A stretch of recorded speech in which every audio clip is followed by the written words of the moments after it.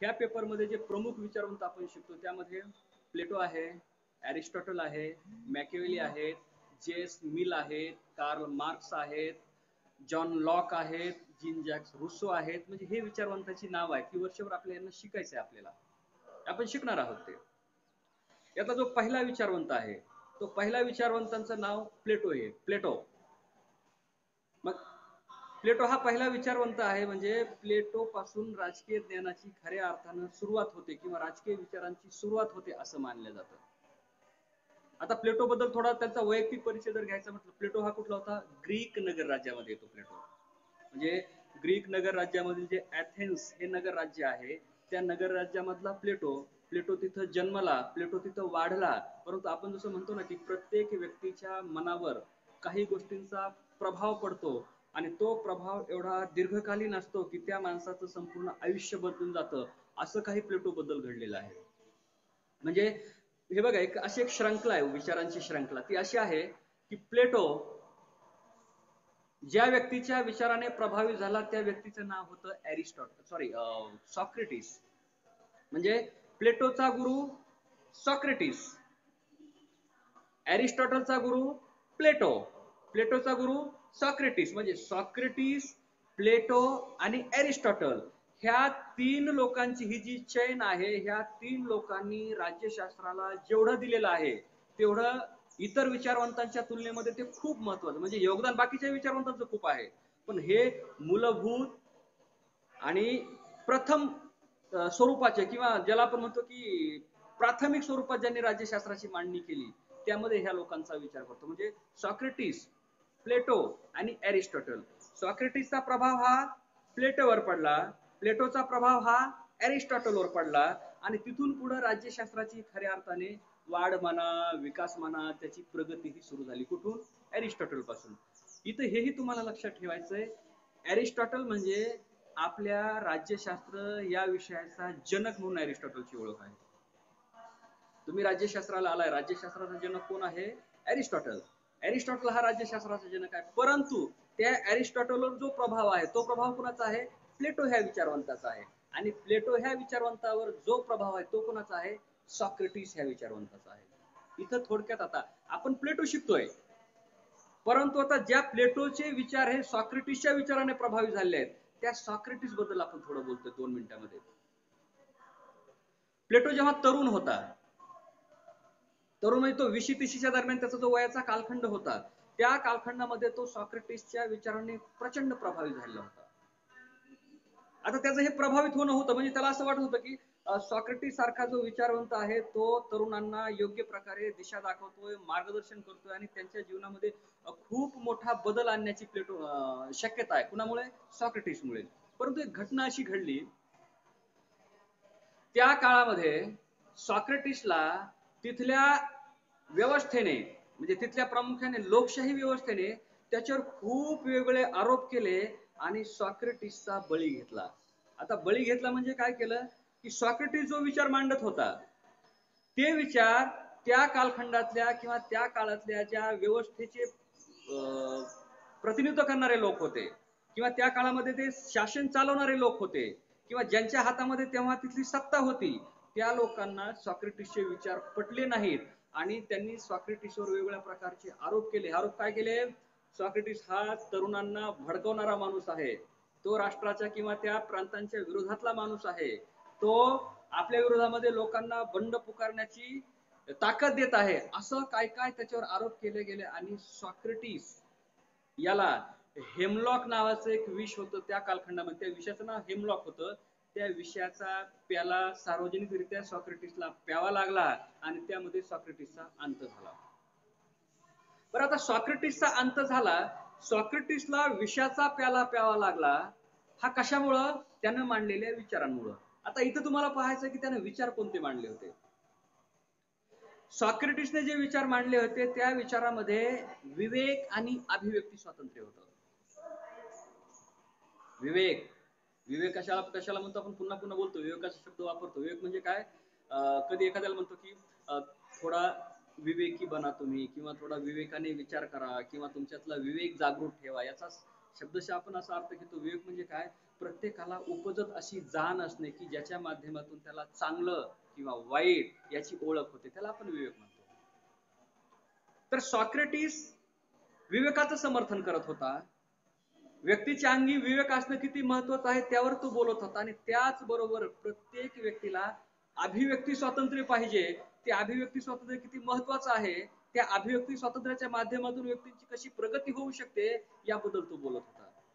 अभिव्यक्ती स्वातंत्र्य म्हणजे काय, समजा माझं अभिव्यक्ती स्वातंत्र्य म्हणजे काय, माझ्या मनामध्ये जे विचार येत आहेत, मला जे बोलावं वाटतंय, मला जे मांडावं वाटतंय, ते मांडण्यासाठी असलेली परवानगी म्हणजे हे अभिव्यक्ती स्वातंत्र्य असतात. बघत असता नेहमी म्हणजे कुणाच्याही विचारांची गळचेपी होऊ नये, कुणाचेही विचार असे दाबले जाऊ नयेत, कुणाचीही मुस्कटदाबी केली जाऊ नये, यासाठी अभिव्यक्ती स्वातंत्र्य महत्वाचं असतं.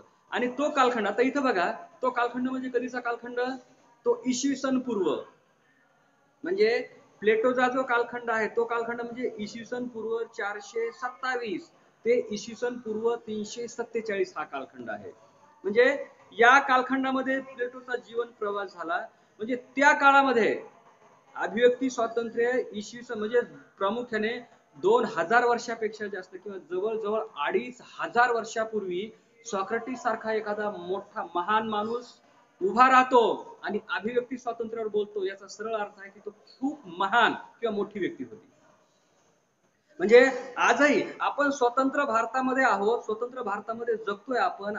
जगभरामध्ये अनेक राष्ट्रांमध्ये लोकशाही आहे, परंतु स्वातंत्र्य काय, अभिव्यक्ती स्वातंत्र्य काय याची तपशीलवार माहिती आपल्याला मिळत नाही किंवा याची तपशीलवार जाण नाही आपल्याकडं. म्हणजे मला कळत नाही, मला म्हणजे काय एखादं उदाहरण की एखाद्या व्यक्तीला कळत नाहीये की अभिव्यक्ती म्हणजे नेमकं काय असतंय, अभिव्यक्ती स्वातंत्र्य नेमकं कसं असतंय, अभिव्यक्ती स्वातंत्र्याचं समर्थन करायचं किंवा त्याचा उपभोग व्हायचा म्हणजे नेमकं काय करायचंय, हे आजही आधुनिक काळामध्ये आपण स्वतंत्र असून आपल्याला माहित नाही. तर त्या कालखंडामध्ये सुमारे 2500 वर्षापूर्वीचा जो कालखंड होता, तेव्हा त्या कालखंडामध्ये सॉक्रेटिस अभिव्यक्ती स्वातंत्र्याबद्दल बोलतो, त्या कालखंडामध्ये सॉक्रेटिस हा विवेकाबद्दल बोलतो. आणि साहजिकच तेव्हा त्याचे जे विचार होते ते सर्व विचार प्रस्थापित शासन व्यवस्थेला विरोध करणारे होते. प्रस्थापित शासन व्यवस्थेला म्हणजे त्या कालखंडामध्ये जो प्रकार होता शासनाचा, तो लोकशाहीचा प्रकार असेल, प्रामुख्याने ग्रीक नगर राज्यामध्ये लोकशाहीच होती. तर त्या लोकशाहीतील ज्या लोकांच्या हातामध्ये सत्ता होती त्या लोकांना असं वाटलं की हा लोकांना जाग करतोय. हा म्हणजे कोण, सॉक्रेटिस. तो लोकांना जाग करतोय, तो लोकांना भडकावतोय, तो लोकांना आपल्या विरोधात उभा करणार आहे. याचा अर्थ काय, जोपर्यंत सॉक्रेटिस आहे तोपर्यंत आपला निभाव लागणार नाही. किंवा सॉक्रेटिसने असंच लोकांना किंवा तरुणांना फितूर बनवलं तर आपली सत्ता धोक्यात येईल. आणि यामुळं सॉक्रेटिसच्या विरोधामध्ये कटकारस्थान रचल्या गेलं, सॉक्रेटिसवर वेगवेगळे आरोप रचले गेले आणि सॉक्रेटिसला जाहीरपणे विषयाचा प्याला किंवा एक विष प्राशन करायची त्याच्यावर जबरदस्ती केली आणि त्याचा जाहीरपणे खून करणे म्हणा, वध करणे म्हणा किंवा त्याला संपवणे, हा अघोरी प्रकार हा सॉक्रेटिस एवढ्या महान विचारवंता सोबत घडला. आणि ह्या घटनेचा प्लेटोच्या आयुष्यावर खूप मोठा प्रभाव पडला. आता हा प्रभाव पडला म्हणजे कसा प्रभाव पडला, सॉक्रेटिसचा जो अंत झाला त्या अंतापासून पहिल्यांदा प्लेटोला असं वाटलं की शासन व्यवस्था चालवणाऱ्या माणसं जर विवेकी नसतील, त्यांच्यामध्ये जर ज्ञान असेल, त्यांच्यामध्ये जर बुद्धी नसेल, तर तो चांगल्या पद्धतीने देश चालवू शकत नाहीत. हा मूलभूत विचार प्लेटोच्या मनामध्ये तिथं निर्माण झाला. म्हणजे त्याला असं वाटलं की जर सॉक्रेटिस सारख्या माणसाचा बळी घेत असेल ही व्यवस्था, तर याच्याएवढं वाईट काहीच असू शकत नाही. जो माणूस जगाला शहाणपणा शिकवण्यासाठी आपलं आयुष्य खर्च करतोय, ज्याला असं वाटतं की इथल्या प्रत्येक माणसाला स्वातंत्र्य मिळाले पाहिजे, ज्याला असं वाटतं की इथला प्रत्येक माणूस हा त्याचा बौद्धिक नैतिक विवेकाचा विकास झाला पाहिजे, त्याच माणसाला जर तेथील शासनकर्ते संपवत असतील तर याचा अर्थ असा आहे त्या शासनकर्त्यांना आणखी स्वातंत्र्य काय आहे किंवा इतरांच्या स्वातंत्र्याची म्हणजे इतर व्यक्तींच्या स्वातंत्र्याचं समर्थन करण्याची बुद्धी किंवा नैतिकता त्यांच्यामध्ये नाहीये. हा मूलभूत विचार त्या प्लेटोच्या डोक्यामध्ये आला आणि तिथून पुढच्या आयुष्याला त्याच्या पूर्ण, त्याला आपण म्हणतो की आयुष्याचा मार्ग त्याच्या बदलला. तो मार्ग बदलला म्हणजे काय, सुरुवातीच्या कालखंडामध्ये प्लेटोला राजकीय नेता व्हावं वाटत होतं.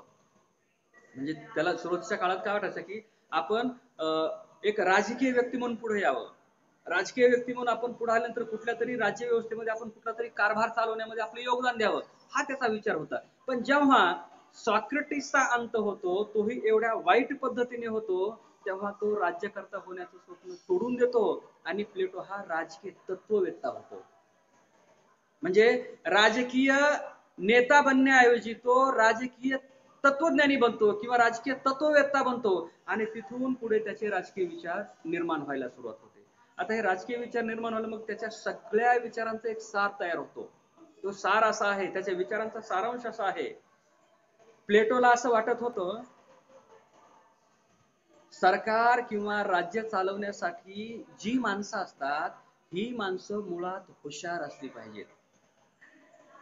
म्हणजे ज्यांच्या हातामध्ये सत्ता द्यायची ते माणसं हुशार, नैतिक, बुद्धिमान, विवेकी, लोकांचा विचार करणे असतील तरच ते राज्य विकसित होऊ शकेल, तरच तिथल्या लोकांचा विकास होऊ शकेल, तरच पुढचं भवितव्य चांगलं आहे हा मूलभूत विचार त्याच्या मनामध्ये कोरला गेला किंवा हा मूलभूत विचार त्याने अगोदर धारण केला आणि तो विचार अस्तित्वात आणण्यासाठी वेगवेगळ्या प्रकारचे राजकीय सिद्धांत प्लेटोने मांडले.